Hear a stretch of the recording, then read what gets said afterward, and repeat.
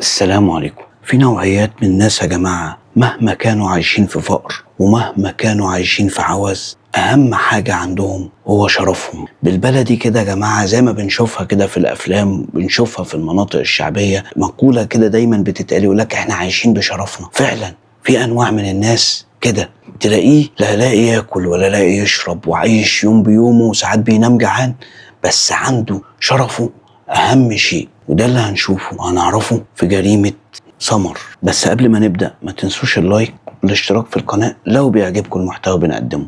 الجريمة بدأت بست اسمها نوال. نوال دي كانت أرملة، كان عندها 3 بنات وكانت عايشة حياتها عليهم هم بس. يعني هي رفضت انها تتجوز تاني وعاشت انها تربيهم وكافحت عليهم. ده الطبيعي لأي ست محترمة بتحاول في الحياة اللي احنا عايشينها. فالمهم ابتدت البنات تكبر وجوزت منهم 2. اتفضل الأخيرة اللي اسمها سمر. وسمر دي يا جماعة الوحيدة اللي أمها خلتها تكمل تعليمها. لما أخواتها البنتين التانيين اتجوزوا فكان المصاريف ابتدت تخف وكان طبعا بيساعدوها، فقرروا ان سمر دي اختهم الصغيرة هي تكمل تعليمها. وبالفعل سمر كملت تعليمها ودخلت جامعة ودخلت الكلية تجارة. وهنا يا جماعة ابتدت بقى سمر تدخل مجال تاني وناس تانية وتتعرف. سمر دي كانت حلوة، يعني كانت بنت جميلة. المهم في أحد المرات ابتدت تتعرف بقى على بنات صحباتها، اللي هم البنات اللي هي أبوها بقى مبسوط، معهم فلوس، عندهم عربيات. ابتدت تنغرق معاهم بقى في تعارف ويحتفلوا مع بعض، يطلعوا رحلات. وطبعا نوال كانت بتثق في سمر جدا لان هي شقيت عليهم وربتهم تربية عالية وعرفتهم ان اهم حاجة في حياتنا كلها هي شرفنا. فتعرفت على شاب من ضمن الشباب الموجودين اسمه مازن. مازن ده يا جماعة كان ابوه يعتبر اكتر واحد مبسوط في الشلة بتاعته. يعني كان الناس اللي معاها فلوس، وابوه كان مسافر بره وبيصرف فيها على طول، وهو اللي كان بيصرف على الشلة اللي حواليه. عشان كده كان مازن ده هو اللي ظاهر في الشلة، هو بقى الكل في الكل. عارفين طبعا في النوعات اللي زي دي اللي بيصرف هو اللي بيسود الليلة. يعني طبعا أول ما اتعرف على سمر دي، وسمر كانت جميلة، اتبهر بيها. في الأول سمر طبعا عشان تربية أمها كانت بتخاف منه، بتخاف إنها تكلمه، وكانت معاملتها معاه صداقة فقط. يعني صداقة اللي هي زمالة بتاعت التعليم وزمالة بتاعت الكلية ومن أنواع اللي زي دي، لكن مش أكتر من كده. فطبعا مازن الجن قال لك إزاي واحدة زي دي إزاي ترفض إنها تتعامل معايا أو يحصل بينا وبين بعض تصاحبني أو نخرج مع بعض. فجي طبعا هو يعرف زميلاتها اللي هو شبههم، فجي عرض عليهم قال لهم مالهم. قال له بس دي مقفلة، دي دماغها دماغ مقفلة، لأن دي متربية غيرنا ودي أصلا من منطقة شعبية ومش هتعرف تعمل معاها حاجة. فابتدى مازن يتفق مع البنات اللي موجودين، وخصوصا يا جماعة إن كان فيهم واحدة بتشرب، يعني واحدة بتتعاطى اللي هي الحاجات المكيفات والحاجات اللي زي دي. فاستغل مازن صاحبتها اللي هي بتشرب، وطبعا سمر ما كانش عارفة ان هي بتشرب ولا حاجة، فقال لها انا هجيب لك انا الجرعة اللي انت عايزاها، بس اهم حاجة ترتبي لي معاها مقابلة. فالمهم طبعا ابتدت صاحبتها دي تدخل لها في دور بقى كلامها عن مازن، وانت ليه رافضاه؟ فطبعا سمر قالت له انا مش رافضاه، بس هو بعيد عني. يعني واحد زي ده انا هيوصل بينا لايه الدرجة؟ لا هو هنرتبط ولا هو هيحصل بينا وبين بعض اي حاجة. فانا ما ينفعش من اولها كده، انا برفضها وانا بقطمها من الاول كده، لان مش هيحصل حاجة في الاخر. فالمهم طبعا ابتدت صاحبتها ولا ترجع تاني وتكلم مازن وتقول له خش لها بدور الجواز، لان هي لما كلمتها قالت ان ايه مفيش ارتباط او اي حاجه. فابتدى مازن يدخل لها بقى في دور ان انا معجب بيكي وعايز ارتبط بيكي، خصوصا ان سمر كانت في 3 كليه في الوقت ده. فالمهم سمر طبعا اول ما قال لها كده اتبهرت، لان عيشة طبعا سمر اللي عايشاها وطموح سمر اللي غير اخواتها وغير امها لانها كملت تعليمها. فبصت لمازن ده كطموح. ليه بقى يا جماعة؟ لانه اولا انسان غني، ثانيا انسان شكله حلو، يعني مستواه حلو، ثالثا وده الاهم ان هي ما شافتش منه اي حاجة وحشة. فالمهم ابتدت سمر تتكلم معاه، ابتدوا يقعدوا مع بعض وابتدى الموضوع يتفتح بينهم وبين بعض شوية، يخرجوا. لكن كانت دايما سمر برضو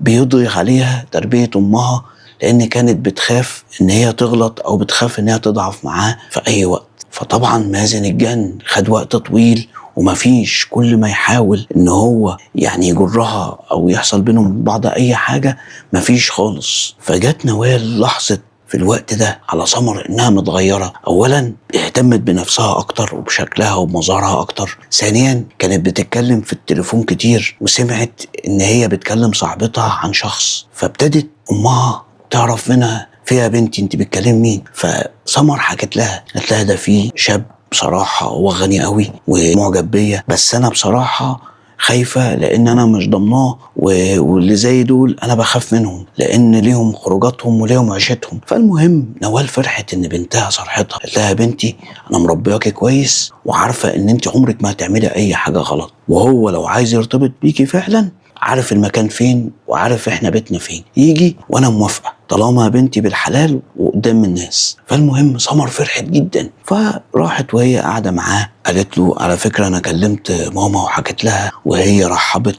ومش ممانعة، بس اهم حاجة يكون الموضوع رسمي وتيجي تطلبني من ماما. طبعا مازن اتحط في موقف ما كانش ده تخيله اصلا، ده هو كل الفكرة ان هو كان عايز يعني يقضي وقت ظريف مع سمر ويتباهى بيها قصاد الناس انه وقعها يعني، وانتوا عارفين الشباب والانواع اللي زي دي. فمازن اتخض وفي نفس الوقت هي قافله في دماغه. وليه بقى يا جماعه قافله في دماغه؟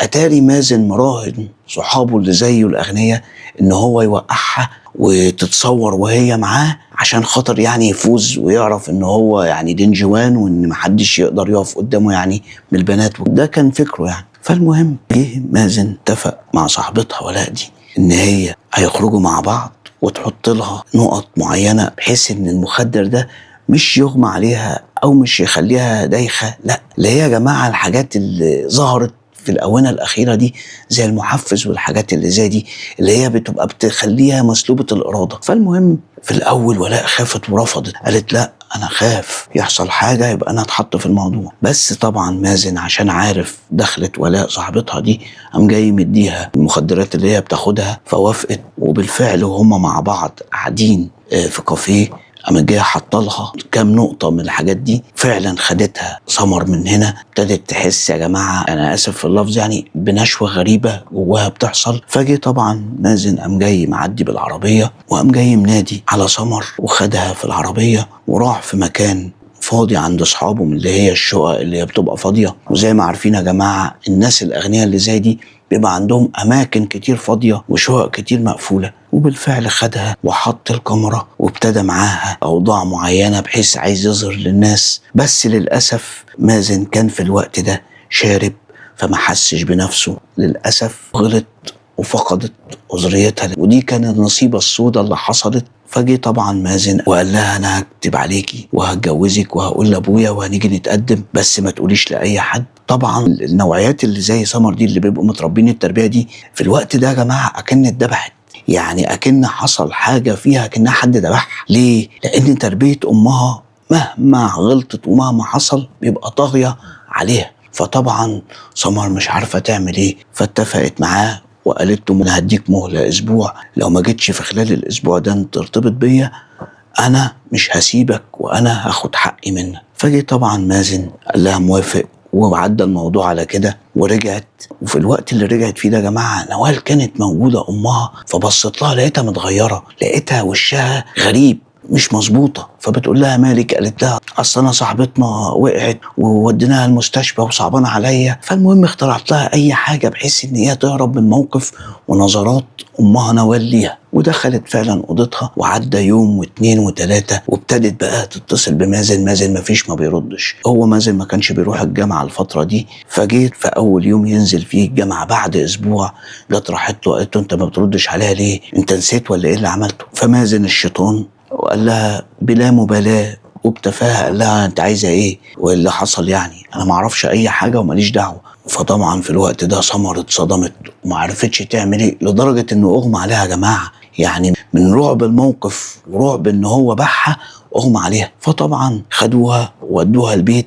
والمصيبه السوداء ان لما ودوها البيت ونوال عرفت ان اغمى عليها ابتدت بقى تشك قامت جايه متصله باخت من اخواتها، جم معاها وخدوا سمر ودوها للدكتوره. فعرفت امها نوال ان هي مش بنت. وفي الوقت ده نوال اتجنت واتصدمت ومسكت سمر، فضلت تضرب فيها وعايزه تعرف مين اللي عمل كده. فحكت لها سمر على كل حاجه وقالت لها معرفش اتحط لي حاجه وخدني وحصل اللي حصل بينا، وقال لي انا هاجي اتقدم ليكي في خلال الاسبوع ده بس ما تجيبيش سيره لحد. ولما جيت بكلمه قال لي ماليش دعوه ومعرفكيش واللي عندك اعمليه وانا ما حصلش اي حاجه. فطبعا نوال في الوقت ده ركبها السواد والحقد، لان شافت حياتها وبناتها اللي ضيعت حياتها وعمرها عليهم، فيهم واحدة بتضيع اللي كان طموحها أصلا فيها تبقى حاجة كبيرة غير إخواتها اللي اتجوزوا من غير ما يكملوا تعليمهم عشان خاطر تسترهم. فللأسف نوال في الوقت ده نظرتها لبنتها مش إنها ضحية، كل اللي بتفكر فيه نوال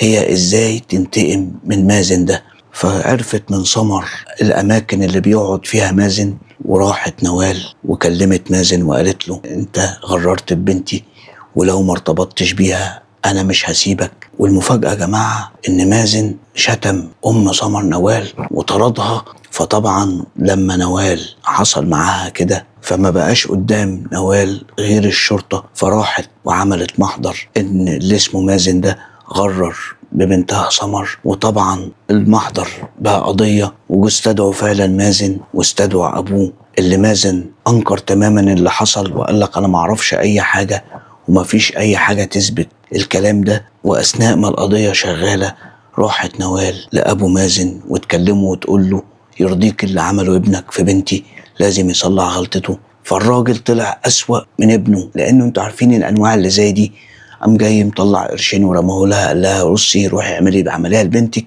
احنا ما ينفعش اللي يحصل ده، مفيش خالص، مين يتجوز مين، انت اتجننتي، انتوا مين انتوا اصلا. فطبعا سمر لما عرفت اللي حصل لامها وعرفت ان هي خسرت كل حاجه وحاولت انها تجيب حقها ما عرفتش، خلت مازن وهي بتراقبه وعارفين انه بيسهر في شقه من الشقق بتاعت صحابه، وقامت جايه رايحه وهي معاها سكينه ودخلت الشقه وهو موجود. وكانت بالمناسبة ولاء صاحبتها موجودة في الوقت ده معاهم، قامت جاية داخلة على مازن وفضلت تطعن فيه لدرجة ان طعنته اكتر من 6 طعنات وسابته وصوتت وجت تمشي. طبعا صحاب مازن مسكوها وبلغوا الشرطة وجت الشرطة مسكتها. وجي طبعا ابو مازن للأسف حاولوا ان هم يلحقوه في المستشفى، لكن للأسف كان مازن فارق الحياة ومات ببشاعته ومات بشطانه ومات بغلطه. وجات الشرطة قبضت على سمر، لكن يا جماعة جات ولاء وشهدت وقالت ان مازن فعلا هو اللي غرر بيها، والسبب في اللي هي فيه ده كان مازن، وهي عملت كده انتقام منه لان مازن وعدها بالجواز وضحك عليها واخدها في شقة وحصل اللي حصل وهي ما كانتش تعرف. وبالفعل يا جماعة سمر اخدت 3 سنين، وادي قصة من ضمن القصص اللي بنشوفها يا جماعة. وزي ما قلنا في الاول الشرف ده عند ناس كتير اهم حاجة، يعني الناس ممكن تموت من الجوع في نظير شرفها. في نوعيات من الناس فاكرة ان ده عادي، لا مش عادي، عادي في مجتمعات تانية، عادي في اوضاع تانية، عادي في بيئة تانية، لكن البيئة اللي هي الناس اللي شقيت وتعبت وكافحت بيبقى عندهم الشرف ده أهم من أي حاجة في الحياة، لأن العيشة وحياتهم اللي عايشينها دي كلها لا بفلوس ولا ببيوت ولا بمال ولا بأي حاجة، عايشين بالشرف، عايشين بالكرامة، عايشين بسمعتهم بمعنى أصح. فلما يجي إنسان مهما كان غني ومهما كان مبسوط ومهما كان يملك من المال أو يملك من السلطة وياخد الشيء اللي هم عايشين بيه وعايشين عشانه ده، يبقى مستحيل ان ده يسيبوه. وهنا يا جماعة في رسالة لله، الشباب اللي بيتفرج او الامهات اللي عندهم شباب او اولياء الامور اللي عندهم شباب، يا ريت يفرجوهم على قصة زي دي، عشان الحاجات دي بقت عادي جدا، الحاجات دي بقت بالبلدي كده رسمي، بتحصل في جامعات، بتحصل في حوارات، بتحصل في ملاهي ليلية، بتحصل مع شباب، بتحصل في سهرات، في رحلات. فيا ريت يا جماعة تخلي بالكم من اولادكم، يا ريت تنبهوهم وتعرفوهم ان الشرف عند ناس اهم من حياتهم نفسها. عافانا الله واياكم من الغلط. ويا ريت يا جماعه نشير المحتوى ده عشان كل انسان عنده ابن او عنده بنت يعرف وما يسيبوش ويسأل عنه، وعشان أي شاب شاف القصة دي ولو بالصدفة يخلي باله ويخلي ضميره موجود دايما ويخاف ربنا دايما ويتقي الله، لأن نهايته هتبقى زي مازن ده. واللي وصل معانا لغاية هنا ما ينساش اللايك والاشتراك في القناة لو بيعجبه المحتوى بنقدمه، وأشوفكم القضية الجاية أو القصة الجاية، والسلام عليكم.